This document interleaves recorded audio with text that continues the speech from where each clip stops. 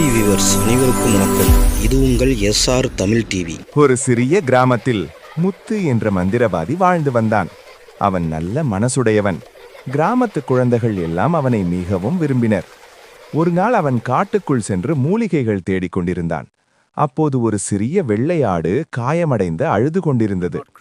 ஐயா, உனக்கு என்ன ஆயிற்று என்று முத்து மெதுவாக கேட்டான்.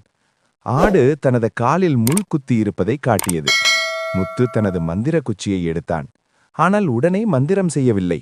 முதலில் மெதுவாக முள்ளை எடுத்து காயத்தை சுத்தம் செய்தான். பிறகு அப்ரா கடப்ரா என்று சொல்லி சிறிய மந்திரம் செய்தான். உடனே காயம் ஆறிவிட்டது. ஆடு மகிழ்ச்சியாக துள்ளி குதித்தது. நன்றி மந்திரவாதி அண்ணா என்று அது பேச ஆரம்பித்தது. முத்து ஆச்சரியப்பட்டான். அடுத்த நாள் அந்த ஆடு கிராமத்திற்கு வந்தது. அது மந்திரவாதியின் நண்பன் என்று அனைவருக்கும் சொல்லியது. சில பேராசை மனிதர்கள் இந்த ஆட்டை பிடித்து விற்கலாம், இது பேசும் ஆடு என்று திட்டமிட்டனர். அதை கேட்ட முத்து கவலையடைந்தான். ஆனால் அவன் கோபப்படவில்லை. அவன் புத்திசாலித்தனமாக ஒரு சிறிய மந்திரம் செய்தான்.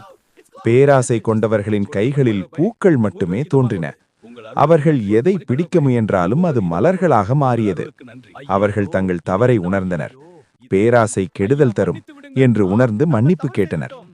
முத்து சிரித்துக்கொண்டு, அன்புதான் மிகப்பெரிய மந்திரம் என்றான்.